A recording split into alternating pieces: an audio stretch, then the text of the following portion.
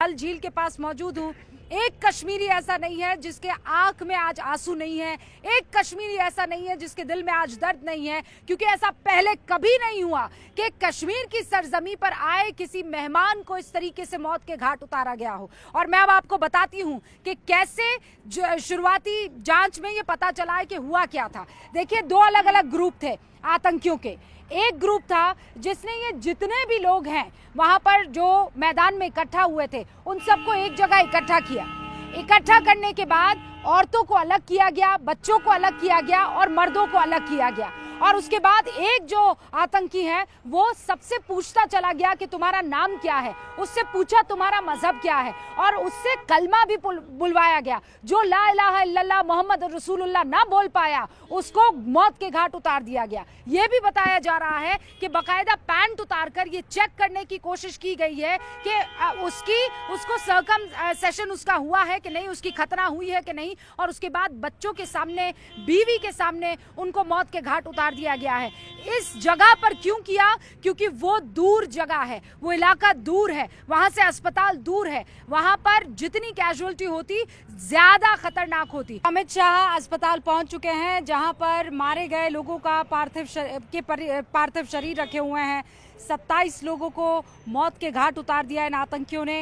ये आतंकी जो है वो कैमरा लगा हुआ हेलमेट पहनकर आए थे।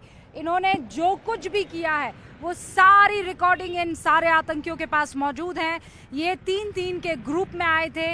इनको जैसे ही जहां भीड़ मिली वहां पर वो पहुंचे, लोगों को पहले हवा में फायरिंग करके इकट्ठा किया, अंधाधुंध फायरिंग करके इकट्ठा किया। फिर उसके बाद उन्होंने मर्दों को अलग किया, औरतों और बच्चों को अलग किया। फिर एक स्नाइपर थोड़ा दूरी पर मौजूद था, किसी को एकदम पॉइंट ब्लैंक से शूट किया गया तो किसी को स्नाइपर ने शूट किया है। किसी से कलमा पढ़ाया गया तो किसी से उसका मजहब पूछा गया, किसी से उसका नाम पूछा गया। एक औरत दौड़कर उस आतंकी के पास पहुंचती है और वो कहती है, तुमने मेरे पति को मार डाला, तुम अब मुझे भी मार डालो। तो वो ये कहता है कि जा, मैं तुझे नहीं मारता, मोदी को जाकर बता देना।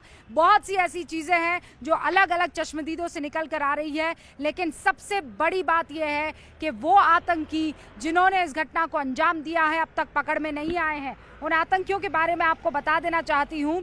2 नाम निकलकर सामने आ रहे हैं। एक नाम है आदिल गौरी, लश्कर-ए-तैयबा का ये आतंकी है, पाकिस्तान से ट्रेंड है, पाकिस्तानी है। और दूसरा आतंकी है आसिफ शेख, ये भी पाकिस्तान से ट्रेनिंग ले चुका है और ये भी पाकिस्तानी है।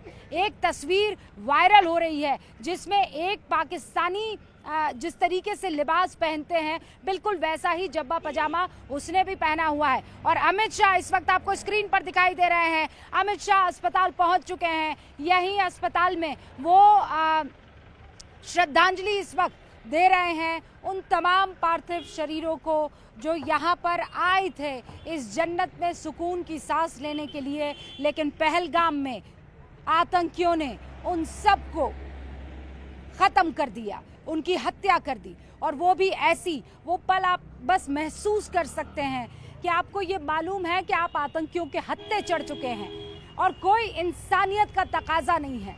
वो आपसे पूछते हैं कि बताओ तुम्हारा नाम क्या है, वो आपसे पूछते हैं कि बताओ तुम कहाँ से आए हो। लेकिन इस बार मकसद कुछ और है।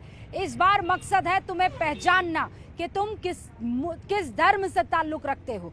क्योंकि एक शख्स बताया जा रहा है जो कलमा गो था, जो मुसलमान था, और उसे इसलिए मार दिया गया क्योंकि वो बर्दाश्त नहीं कर पाया कि आतंकी उसके मेहमानों के साथ इस तरीके से बर्बरता कर रहे हैं। 27 डेड बॉडीज जो पर्यटकों की हैं, उनको विनम्र श्रद्धांजलि देने के लिए देश के गृह मंत्री अमित शाह आपको दिखाई दे रहे हैं। ये बहुत भावुक पल है, ये बहुत ही दुखी कर देने वाला पल है, क्योंकि किसने सोचा था कि जिस ज़मीन पर आप खुद को एंटरटेन करने के लिए, खुद को 2 पल सुकून के बिताने के लिए लाएंगे, वो आपकी ज़िंदगी के कुछ आखिरी क्षण मौजूद होंगे। इस वक्त ये देश के लिए बहुत मुश्किल की घड़ी है।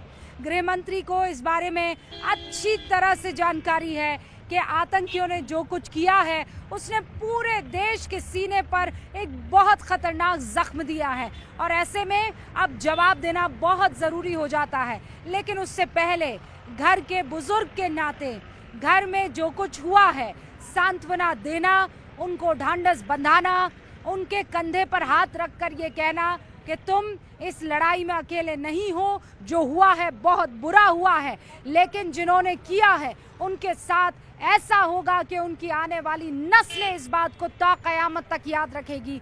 हम भी उस पल का इंतज़ार कर रहे हैं और इसीलिए बैठकों का दौर चल रहा है।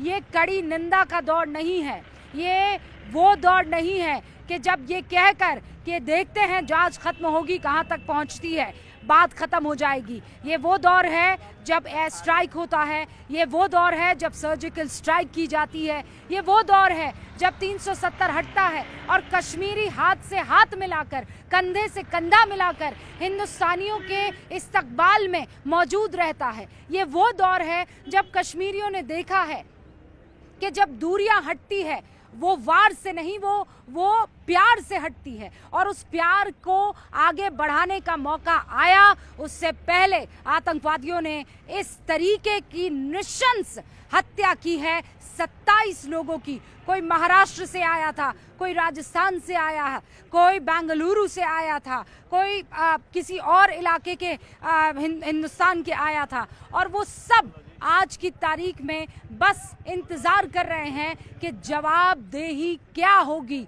किसकी होगी और कैसे होगी। वहाँ पाकिस्तान की तरफ से कह दिया गया है कि भाई इस हमले में हमारा कोई वास्ता नहीं है, लेकिन जो तस्वीरें हमारे पास आई है उन आतंकियों के पहनावे से आप समझ जाएंगे कि ये पाकिस्तानी पहनावा है। उसके हाथ में AK-47 है, हेलमेट लगाया हुआ था, हेलमेट पर कैमरा माउंटेड था, यानी वो जो कुछ भी कर रहे थे वो सब का सब रिकॉर्ड हो रहा था। और इसीलिए इंतजार कीजिए कि जब वो गिरफ्तार होंगे या जब उनको मार गिराया जाएगा तो बहुत सी ऐसी चीजें निकलकर सामने आएगी जो पाकिस्तान को बेनकाब करेगी। फिलहाल ये तस्वीरें देश के गृह मंत्री अमित शाह की है, जो अपनी श्रद्धांजलि अर्पित करने के लिए देश की तरफ से अपनी श्रद्धांजलि अर्पित करने के लिए उन तमाम पार्थिव शरीरों के आगे मौजूद हैं। उनसे वो माफ़ी भी मांग रहे होंगे, उनसे वो प्रार्थना भी कर रहे होंगे, उनसे वो इस वक्त वो 2 मिनट का जो मौन है उसमें हर चीज़ के बारे में सोच रहे होंगे, क्योंकि देश की सिक्योरिटी की जिम्मेदारी गृह मंत्री के कंधे पर है और गृह मंत्री जानते हैं कि यहाँ बहुत बहुत बड़ी चूक हुई है और इस चूक का जवाब इस वक्त ज़रूरी है और इस चूक का जवाब किसी और को नहीं, उन आतंकियों को देना होगा, पाकिस्तान को देना होगा। प्रधानमंत्री नरेंद्र मोदी ने सऊदी अरब में उनकी 2-3 दिन की जो यात्रा थी उसे कट शॉर्ट किया। वो जानते थे कि ये बहुत सेंसिटिव माहौल है और इस वक्त पूरा देश पीड़ा से गुजर रहा है। प्रधानमंत्री नरेंद्र मोदी को निकलना था आज रात को, लेकिन वो बीते कल ही लौट आए और आज सुबह 7-7:30 बजे उन्होंने दिल्ली में लैंड किया। NSA अजीत डोभाल ने उन्हें वहां पर रिसीव किया और उसके फौरन बाद उन्होंने एयरपोर्ट पर ही विदेश सचिव के साथ, विदेश मंत्री के साथ, NSA अजीत डोभाल के साथ एक शुरुआती मीटिंग की, जहां पर उनको ब्रीफ किया गया कि हुआ क्या, कब हुआ, कैसे हुआ। कल दोपहर 2:30 बजे इस देश के सीने पर वो खंजर भोंका गया है जो कश्मीरी से लेकर कन्याकुमारी में रहने वाले बाशिंदे तक सबको याद रहने वाला है। और इस वक्त प्रधानमंत्री नरेंद्र मोदी भी तैयारी कर रहे हैं CCS की बैठक की।